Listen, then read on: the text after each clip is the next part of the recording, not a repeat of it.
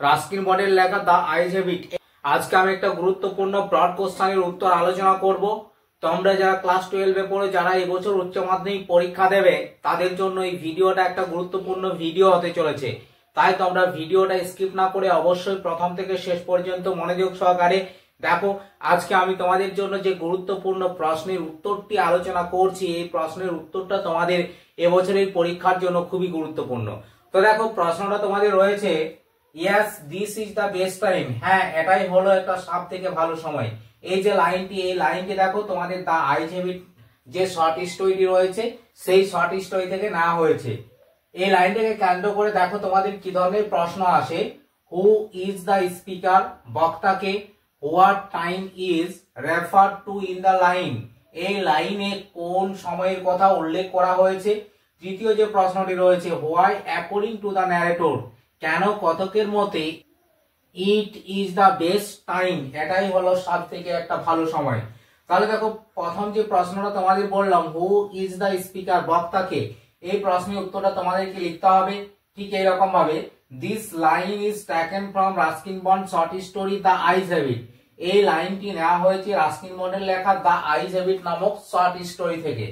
Ruskin bond, who is the narrator is the speaker, Ruskin bond যিনি হলেন কথক, is the speaker তিনি হলেন এখানে বক্তা, অর্থাৎ রাস্কিন বন্ড নিজেই ছিলেন এই লাইনটির বক্তা। এরপরে দেখো, দ্বিতীয় যে প্রশ্নটা তোমাদের বললাম, what time is refer to in the line, এই লাইনে কোন সময়ের কথা উল্লেখ করা হয়েছে। তো দেখো, তোমরা যদি পাঠ্যাংশটা ভালো করে পড়ে থাকো তাহলে তুমি ইজিতে এই অ্যান্সারটা করতে পারবে, কেননা পাঠ্যাংশের মধ্যে সেখানে একটা মান্থের নাম ছিল, সেই নামটা লিখে দিলে এই লাইনটির উত্তর হয়ে যাবে। তাহলে দেখো, এখানে উত্তরটা তোমাকে কিরকম ভাবে লিখতে হবে। The time is refer to the month of October, এখানে সময়টি বলতে বোঝানো হয়েছে অক্টোবর মাস। ইন দ্য অ্যাবোভ লাইন, উপরে যে লাইনটি রয়েছে এই লাইনের সময়টি বলতে বোঝানো হয়েছে অক্টোবর মাসের কথা বলা হয়েছে। ওকে, এরপরে দেখো, তৃতীয় যে প্রশ্নটি রয়েছে, why according to the narrator, কেন কথকের মতে it is the best time, এটাই হলো একটা সব থেকে ভালো সময়।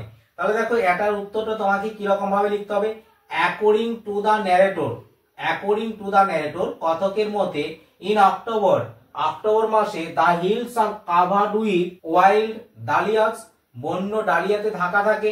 দ্য সান ইজ ডেলিসিয়াস, সূর্যের আলো খুব সুস্বাদু হয়। অ্যাট মিডনাইট, মাঝরাতে someone can sit in front of the love fire, ও একজন গুড়ি কাঠের আগুনের সামনে বসতে পারে। অর্থাৎ দেখো, এখানে যে মাসের কথা বলা হচ্ছে অক্টোবর মাসটা, সেটা হয়তো একটা শীতের সময় ছিল, তাহলে সেই কারণে আগুনের পাশে বসে একজন ব্যক্তি কি করে আগুনের তাপ নিতে পারে।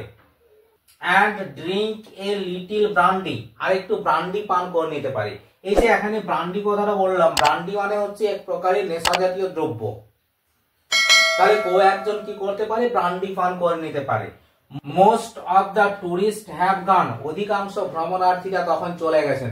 তাহলে যেহেতু দেখো, এখানেই মনে হচ্ছে যে একটা ইভিনিং এর পরিবেশ বর্ণনা করা হচ্ছে, তাহলে ইভিনিং এর সময় ভ্রমণার্থীরা কি করছে, শীতের ঠান্ডাতে তারা কিন্তু হয়তো চলে গিয়েছেন। এরপরে দেখো, অ্যাজ এ রেজাল্ট, এর ফলে দ্য রোড আর কোয়াইট, রাস্তাগুলো শুনশান হয়ে গিয়েছিল। অ্যান্ড অলমোস্ট ডিজার্টেড, এবং প্রায় মরুভূমিতে পরিণত হয়েছিল। So this refer to October is the best time, তাই এটাই বোঝানো হচ্ছে যে অক্টোবর মাসটাই হচ্ছে একটা সব থেকে ভালো সময়। আশা করি তোমরা বুঝতে পারলে কিরকম ভাবে অ্যান্সারটা লিখতে হবে। তো ভিডিওটা আজকে এই পর্যন্ত। ভিডিও শেষ করার পূর্বে তোমাদের কাছে আমার একটা অনুরোধ, তোমরা যদি আমার চ্যানেলে ফার্স্ট এসে থাকো তাহলে তোমরা অবশ্যই আমার চ্যানেলটি সাবস্ক্রাইব করে অন নোটিফিকেশন অন করে দেবে।